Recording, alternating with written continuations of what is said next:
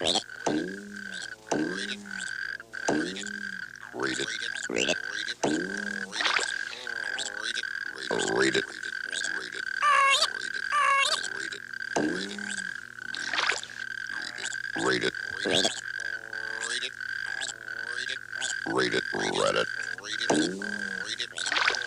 Read it.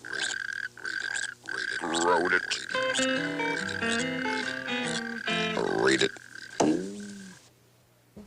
Have you ever felt that people didn't really appreciate you? Like sometimes when you've worked real hard to mow the lawn and trim along the walk and weed the flower beds, and then you've raked it all up so it looks perfect. And what you really want is for somebody to come along and say, "Hey kid, that yard looks beautiful." But then somebody says, "You missed a spot over there. Couldn't you just scream?" Or when you've worked real hard on a drawing or a painting and you think it looks great, and you show it to somebody and they say, "That's nice." Don't you feel kind of, well, cheated? What you need is a blue moose. Really, a blue moose. A blue moose can make people appreciate your true value. One of my favorite writers is Daniel Mannes Pinkwater, and he's written 2 books about a blue moose, and this is the first one, Blue Moose. And I like that title because it's exactly what it's about. It's about a blue moose and a man named Mr. Breton who runs a restaurant. Mr. Breton had a little restaurant on the edge of the big woods. There was nothing north of Mr. Breton's house except nothing, with trees in between. When winter came, the north wind blew through the trees and froze everything solid, and then it would snow. Mr. Breton didn't like it. Mr. Breton was a very good cook, and every day people from the town came to his restaurant. They ate gallons of his special clam chowder. They ate plates of his special beef stew. They ate fish stew and Mr. Breton's special homemade bread. The people from the town never talked much, and they never said anything about his cooking. Did you like your clam chowder? Mr. Breton would ask. Yeah. The people from the town would say. Well, Mr. Breton wished they would say, Oh, delicious, or a good chowder, Breton. all they ever said was, Yeah. and in the winter they came on skis and snowshoes. Well, every morning Mr. Breton went out behind his house to get firewood. And he wore 3 sweaters, a scarf, galoshes, a woolen hat, a big checkered coat, and mittens. And he still felt cold. Sometimes animals came out of the woods to watch Mr. Breton. Raccoons and rabbits came. The cold didn't bother them. But it bothered Mr. Breton even more when they watched him. One morning there was a moose in Mr. Breton's yard. It was a blue moose. And when Mr. Breton went out his back door, the moose was there, looking at him. After a while, Mr. Breton went back in, closed the door, and made a pot of coffee while he waited for the moose to go away. It didn't go away. It just stood in Mr. Breton's yard, looking at his back door. Mr. Breton drank a cup of coffee. The moose stood in the yard. Mr. Breton opened the door again. Shoo, yeah, go away. Do you mind if I come in and get warm? The moose said. I'm just about frozen. The moose brushed past him and walked into the kitchen, his antlers almost touching the ceiling. The moose sat down on the floor next to Mr. Breton's stove. He closed his eyes and sat leaning toward the stove for a long time. Mr. Breton stood in the kitchen looking at the moose, and the moose didn't move. Wisps of steam began to rise from his blue fur. After a long time, the moose sighed. It sounded like a foghorn.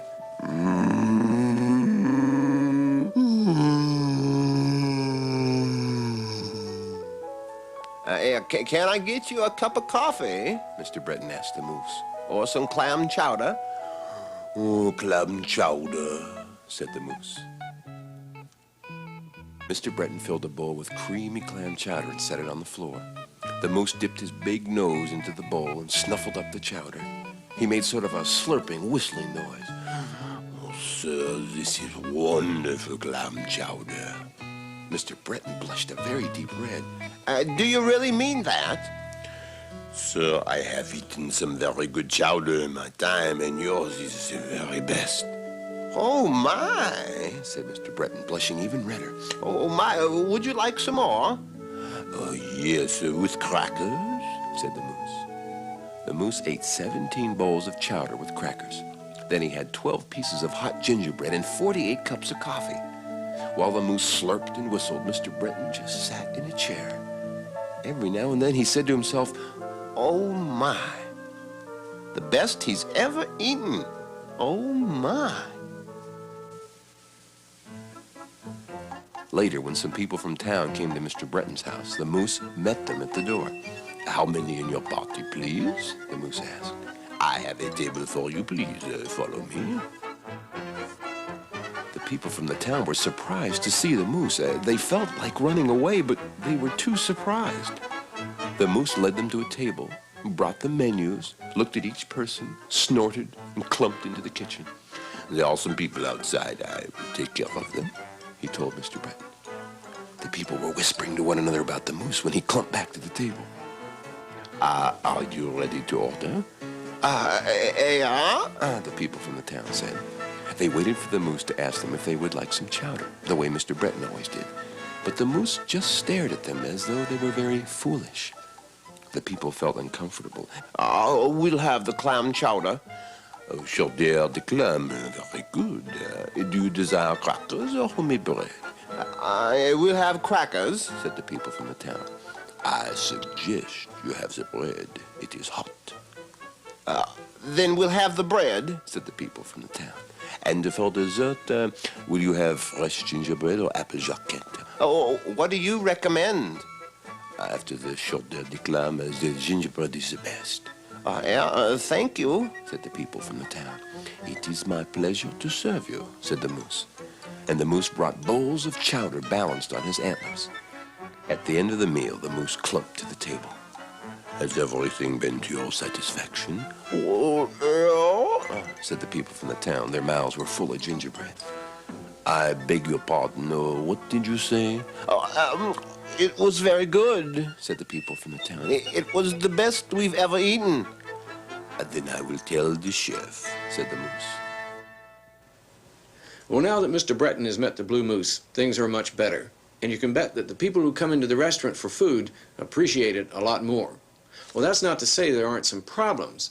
For instance, the game warden tries to make trouble, but I'll let you read about that yourself in Blue Moose. Because now I want to introduce you to the second book, Return of the Moose.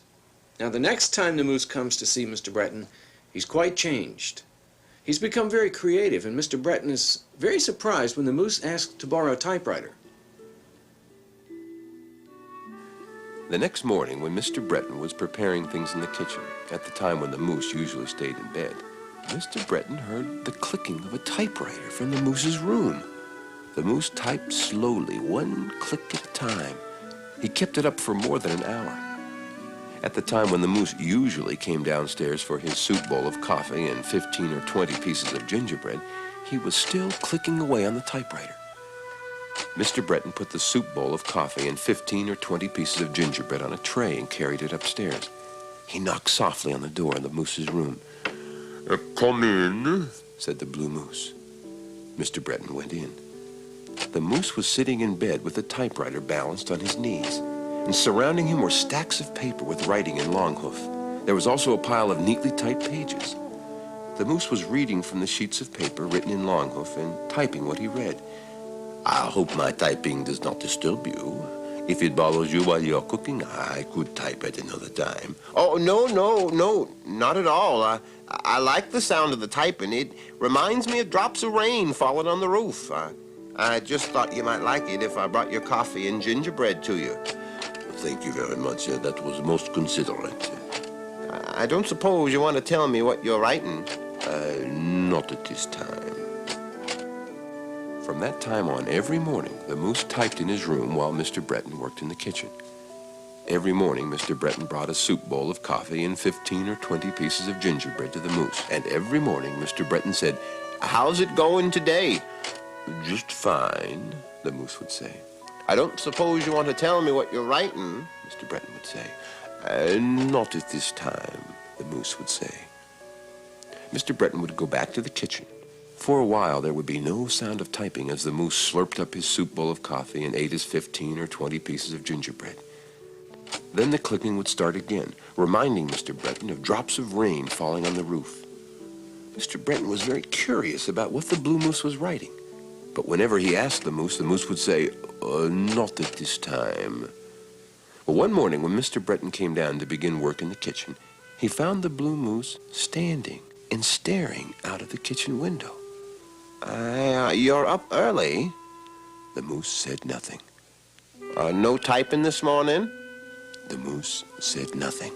Coffee? The moose said nothing. You're not mad at me, are you? The moose said nothing. Mr. Breton set about making a big pot of coffee. When it was ready, he said, Moose, come and have some coffee? The moose sighed.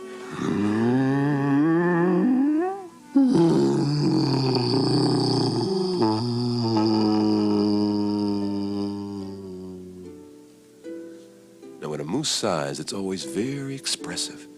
And this sigh was even more expressive than usual. It made the dishes in the cupboards rattle and clatter. It made the windows in the stovepipe rattle and buzz. It made two flies who'd been circling near the ceiling stop, listen, and forget to move their wings and fall onto the floor. It made little ripples in the coffee in Mr. Breton's cup and in the soup bowl he had filled for the moose. Is something bothering you?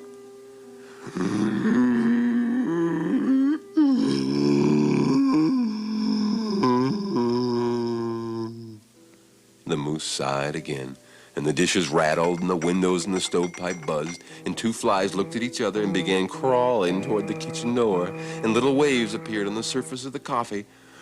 Oh, an artist's life is hard, the chef hard. Yeah, I suppose it is. Is that why you were sighing?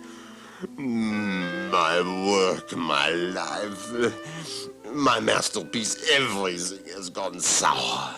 It seemed to be going so well, and now a disaster. Does this have something to do with all the typing you've been doing? Oh, why am I punished like this? Why am I punished like this? Then the moose clumped upstairs. Mr. Breton heard the bed springs crash and groan as the moose hurled himself onto the bed. Well, that day the moose did not come downstairs to help Mr. Breton. Mr. Breton had to do all the cooking and wait on the customers. The moose stayed in his bed all day with a newspaper over his head. Every now and then, when things weren't too busy in the restaurant, Mr. Breton would go upstairs and peek into the moose's room. The blue moose sat on his bed with a newspaper covering his head and said nothing. After the last customer had gone, Mr. Breton brought the moose a big bowl of beef stew with turnips. Just leave it on the table, the moose said. The moose stayed in bed with a newspaper over his head for 5 days. Mr. Bobowitz, the game warden, and Dave the hermit came in to visit the moose, but he wouldn't talk to them. He just sat in bed with a newspaper covering his head. Every now and then the moose would sigh and frighten the customers in the restaurant. Mr. Breton was worried about the moose. At night, he would sit in a chair beside the moose's bed, but the moose wouldn't talk to him. Well, I can tell you now that the moose wrote a very exciting story, and it makes for very good reading. And you'll find it right in the middle of this book, Return of the Moose by Daniel Pinkwater. And while you're at the library, look for the first book I talked about, Blue Moose, also by Daniel Mannes Pinkwater.